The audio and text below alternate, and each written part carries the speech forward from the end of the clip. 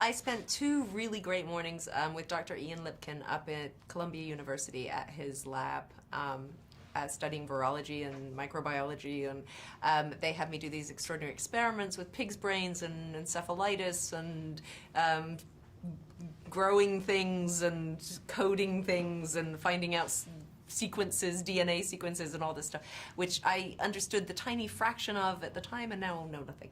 But that was really amazing. And then Ian was also around when we were filming, so I actually didn't come up with anything I said. They very much gave it to me, and it's all absolutely what would be said in the situations that that character was in if she was dealing with that information. So.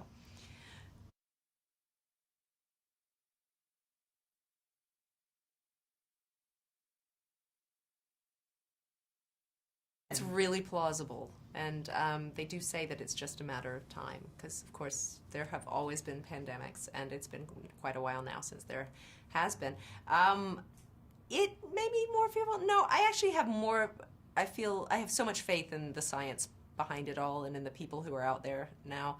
So I feel pretty safe. I worry about our farming methods and things like that I think make all of this more likely, and the use of antibiotics in factory farming and all that. I think that scares me.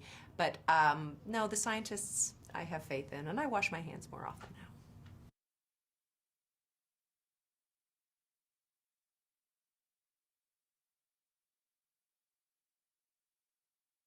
It was wonderful working with him. I mean, he's iconic in several ways, and to be able to just sit next to somebody in between shots and hear them tell stories about Apocalypse Now was absolutely extraordinary and really cool. And he's wonderful, and he's a gentleman, and a very unaffected one.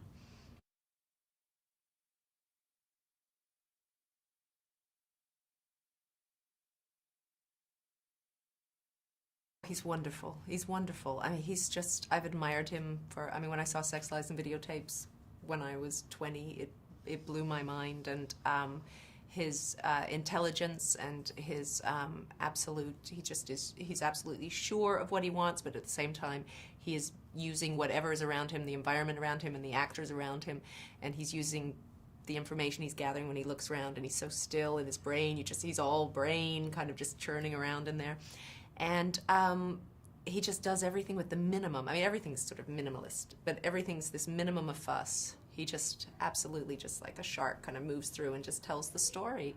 And he was there on a wheelchair. There's a shot where my character's walking to see somebody in a hospital, and he was there with the camera crouched on top of a wheelchair, you know, and there's no show about it. Like sometimes you might work with somebody who would kind of, for him it's just, that's the most practical way. It's more practical than using a dolly. You just get on the wheelchair, it's here, and there we go.